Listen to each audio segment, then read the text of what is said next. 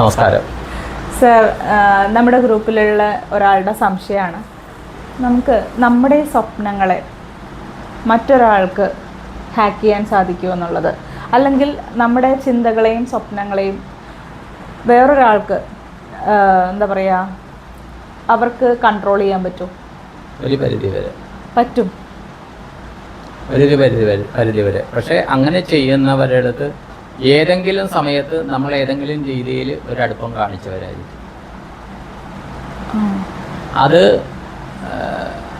ഇപ്പോൾ black magic എന്ന് പറഞ്ഞ് നമ്മൾ കേട്ടിട്ടുണ്ടല്ലോ. എന്തെങ്കിലും ഒരു വസ്തു നമുക്ക് തിന്നാനോ നമ്മുടെ ഇത് വെക്കുന്നതോ. ഇപ്പോൾ കഴിഞ്ഞ ദിവസം ഒരിടത്ത് പോയപ്പോൾ പറയണ്ടായിരുന്നു, അവരുടെ കട്ടിലിൻ്റെ ഇടയ്ക്ക് വരെ ഒരു ഭർത്താവിൻ്റെയും ഭാര്യയുടെയും പ്രതിമ വെച്ചു എന്ന് പറഞ്ഞാൽ കമ്പി പിരിയാനായിട്ട് വെച്ച് ചെയ്ത ആൾക്കാരുണ്ട്. ഓരോരുത്തരും ഇത് ചെയ്യുന്നവർക്ക് 100 ഇരട്ടിയാണ് തിരിച്ചടിക്കുന്നത്. അല്ലേ? അത് ചെയ്യുന്ന ആൾക്കാരുണ്ട്. ഇത് ഏതെങ്കിലും സമയത്തൊന്നെങ്കിൽ ഇവരുടെ അടുപ്പമുണ്ടായിരുന്നു, ഇവരുടെ കൂടെ ഒരുമിച്ച് ഭക്ഷണം കഴിച്ചിട്ടുണ്ട്, അങ്ങനെയൊക്കെ ഉണ്ടെങ്കിൽ ആ ഒരു വിധേയത്വം, ആ ഒരു എനർജി വർക്ക് ചെയ്താൽ തീർച്ചയായിട്ടും സാധിക്കും. പക്ഷേ അത് ചെയ്യണത് ശരിയല്ല. ഇത് നമ്മളിങ്ങനെ ചെയ്യണം എന്നുണ്ടെങ്കിൽ ഇത് എന്തെങ്കിലും തന്ത്രവിധി പ്രകാരം അങ്ങനെയൊക്കെ പഠിച്ചവർക്കാണോ ചെയ്യാൻ പറ്റുമല്ലോ? എല്ലാം ഉണ്ടല്ലോ ഗായത്രി, എല്ലാം മനസ്സാണ്.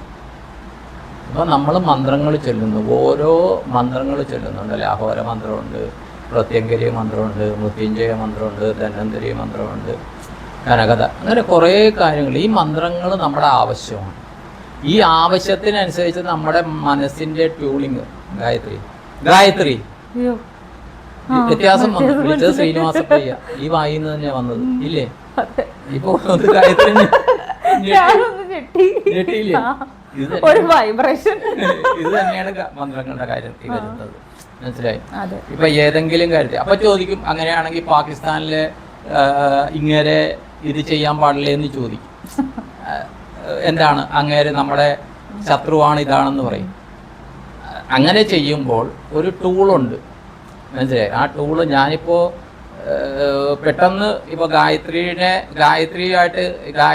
ഇത് ചെയ്യണമെന്ന് വെച്ചാൽ ഞാൻ ഒരു ടൂൾ ഉണ്ടാകും. ഇത് അല്ലാണ്ട് ഡയറക്റ്റ് നടക്കൂല.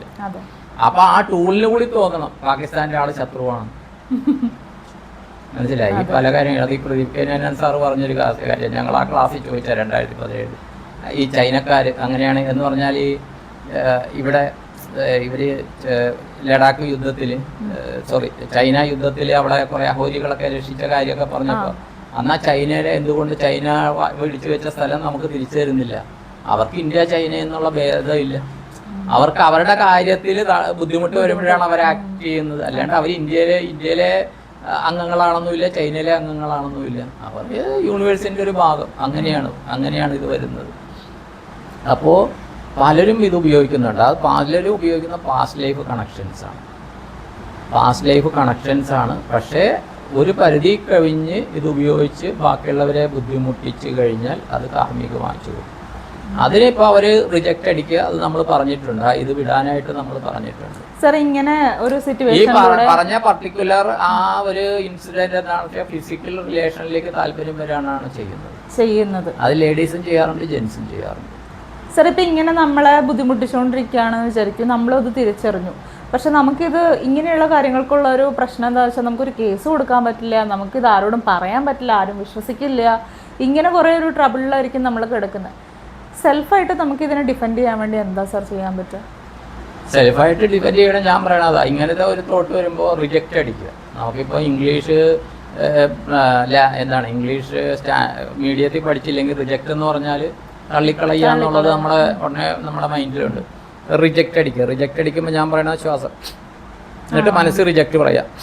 അതോടൊപ്പം നമ്മുടെ കാലിൻ്റെ ഇതുണ്ടല്ലോ, വിരലുകൾ താഴ്ത്ത് വെച്ചിട്ട് സ്ട്രെച്ച് ചെയ്യും.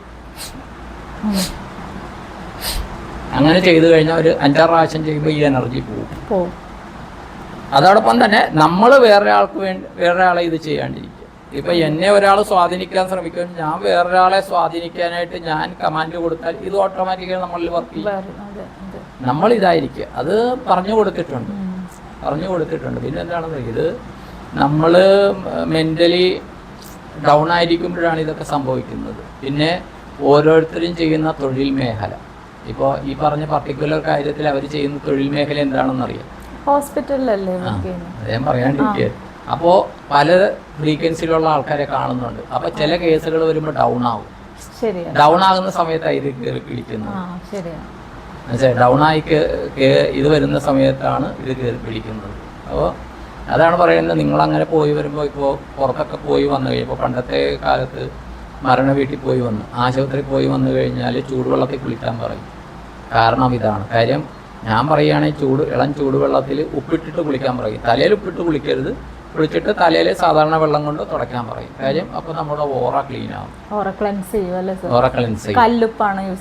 കല്ലുപ്പ് യൂസ് ചെയ്യണം. അത് പലരോടും പലരോടും പേഴ്സണലി പറയുന്നതാണ്.